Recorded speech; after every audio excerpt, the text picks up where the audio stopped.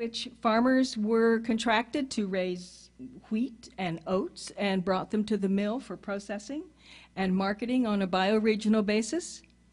When we landed in that community, there was a small credit union. Kitchen table had been started in 1936 by our farmer local neighbor when banks would not give loans to farmers in the Depression. So we took our first $125 in the savings account to the kitchen table of the neighbor down the road.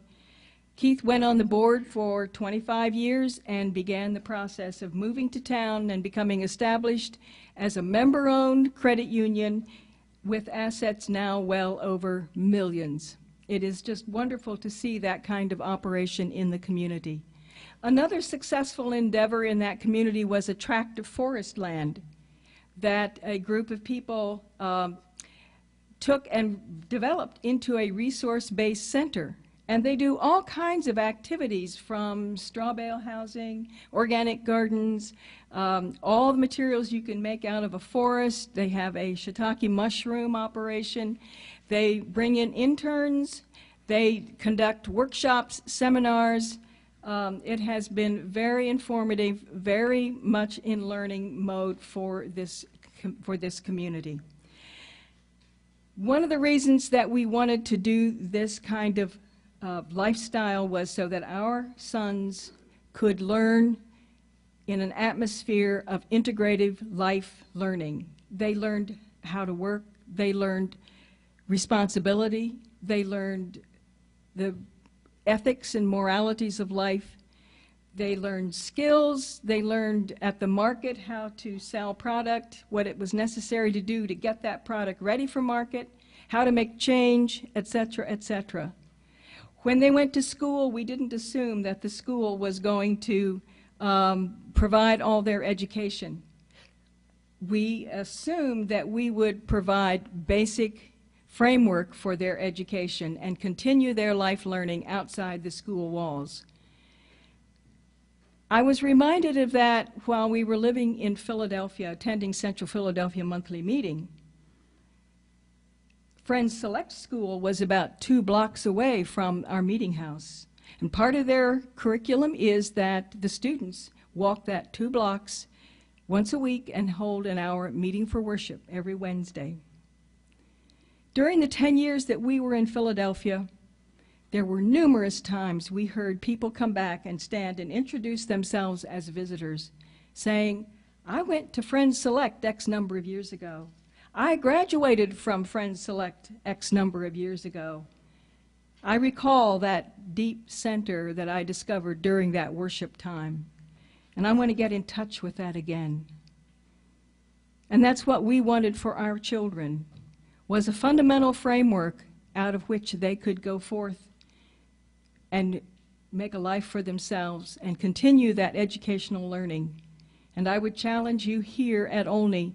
I'm sure that you have thought many times of the parents who think and think and think about their own children. What do we want for values in our children? And they send them to Olney to provide that framework for life learning. Thank you.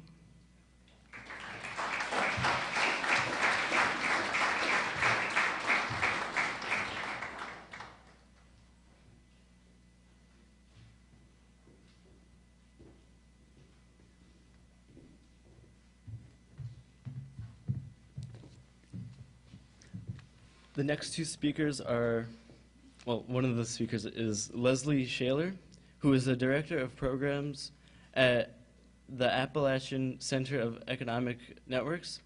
And since 1985, she has served as the Business Director of the worker-owned restaurant corporation that operates Casa Nueva, a restaurant and nightclub in Athens, Ohio.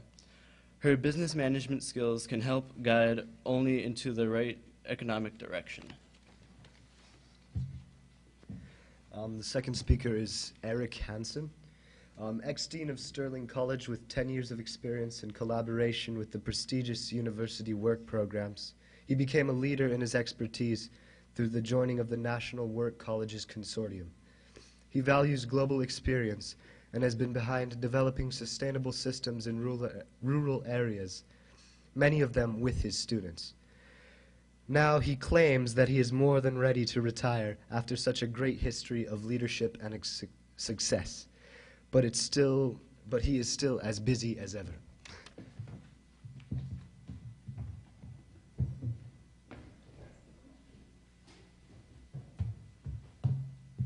Bring your greetings from Sterling College, and especially the students of Sterling College. And now we just need to figure out how to get, there we go. Okay, great, we can start there. It felt very much like coming home today. You can see from the picture of Sterling from the air, it looks a lot like the Olney school. You just change the paint color a little bit and keep all the words the same, and it feels just like Sterling College. So it's lovely to be here. Even the interior paint color is the same, so I feel right at home. I want to talk a little bit about our evolution through these labors of love to starting as a prep school and moving now to a full all-year, four-year work college. Just one quick disclaimer here before I get to one of the key points, and that is I've always been uncomfortable with this dean of work notion that sounds like it's some kind of threatening position. I always said it was the second worst title in the world, only next to Lord High Executioner. Now I have a new worry, though. Just the other day I saw a definition of a monetary economist being someone who knows everything there is to know about money, but has never seen any of it. I worry about deans of work being people who know everything there is to know about work, but have never done any of it. So I hope I can give some sense of how we do things at Sterling. Item number one that I want to bring to you is directed to the students, because the students drive what we have tried to do at Sterling over the years. If you can, oh, sorry, that's right. Yep, sorry. Yep, there we go. Right from the start, when we were a prep school back in the 60s, we always listened to students who, since long before the 1950s and 60s, the 18s, back 2,000 years ago, want to do cool stuff, get credit for it, and learn even more than they would otherwise. That's been a driving factor for us, and we've had to often stop and say, let's listen to the students and see what they say. Because we tend to go to the formality of, well, we have a formal mission and a philosophy. We're going to combine structured academics, and I can do this somewhat more graphically here. Structured academics with experiential challenges and plain hard work. That if we combine those three things with the students, then putting them under the support of a caring community, and that's one thing I really feel at home with here, is that sense of community, that this will deliver a product that will be of value to not only our students, but also to the world in general. And that's all well and good as long as you keep listening to students, and that's what we've tried to do as we have evolved through very neatly here. Every decade, virtually, we would evolve into some kind of new form, whether it be a one-year bridge program that had academic credit to it, tied to a two-year program, a technical institution, then four-year liberal arts college. Then when I came in the late 90s, we became formally a work college, so that the plain hard work piece was incorporated into the academics. And now our current manifestation is to be an all-year college, so that we can also grow more of our own food during the summer, have our farm much more active, and add some new components to the school, which would be local small-scale sustainable farming and agriculture. So that's one thing. Listen to the students. We have three kind of things that also guide us from a faculty staff standpoint. One is our tradition of a New England family farm. There again, it looks very similar to what you do here. Like I say, we often call it now small-scale sustainable farming, but a better name is hard-scrabble farming. It's that how do you put together 14 different things into making a living. And it's wonderful to hear you talking about local foods and that sort of thing, because that's exactly where we hope to be going as well. We combine these three models then, the family farm being one of them, where students do all the chores, as it appears they do here, but also have then in addition a job that they do, the JOB as we call it. Another pillar in what we have tried to do is John Dewey's philosophy of experiential learning, that is putting the experience first and then the thinking afterwards, which is the opposite of the way it often is in school. First you have to do the thinking, then you get to go and have the experience. We like to have that experience first. And then we've also incorporated a lot of Kurt Hahn's ideas about the Outward Bound program, where you have expeditionary learning as the students going out on expeditions as a way of doing their learning. And those three things, whether it be farming, whether it be learning by doing, whether it be expeditionary learning, each one of them start with that direct experience at the beginning, or the heart of the matter. And then the key thing is that, and this is, I'll talk in a second about a couple of pitfalls. One is that you just have direct experiences and don't do any of the observation and the reflection piece. And that's the really critical element, I think, is to take the time to think about what you're doing, because as John Dewey says, education is thinking about experience. So it's that you have to have that experience first, but then do the reflection to think about it, and that's where the education transpires.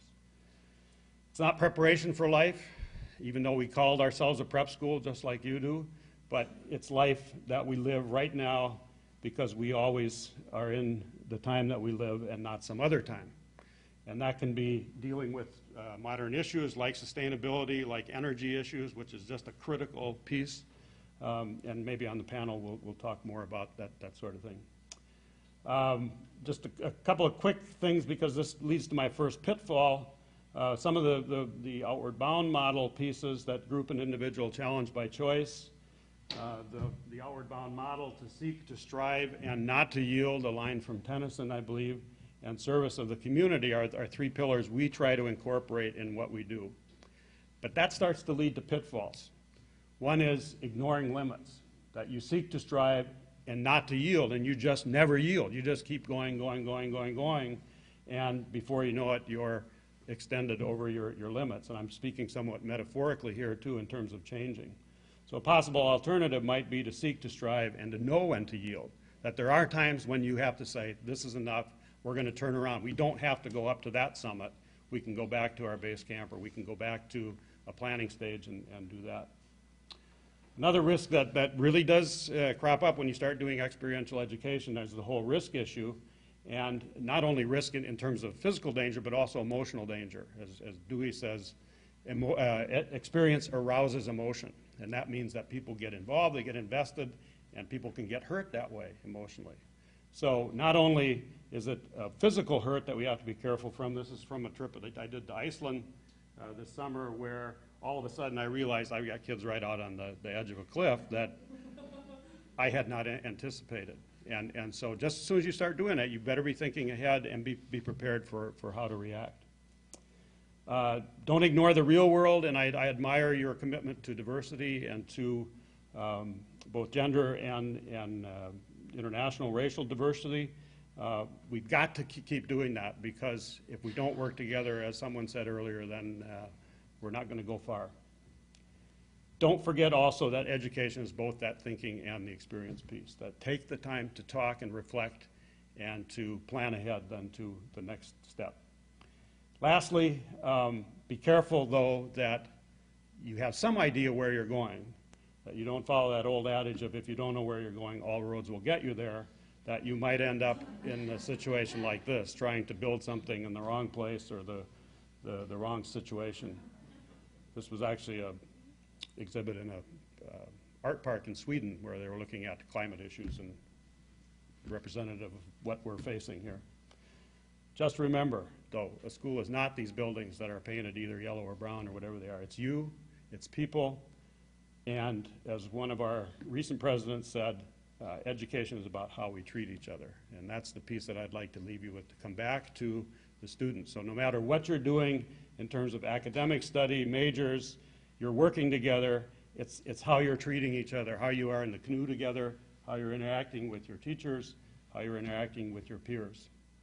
And out of that, then, we would hope that you could find your unique experience. You know, we've pointed to some of these things as possibilities for our evolution and to make us change and keep up with the world.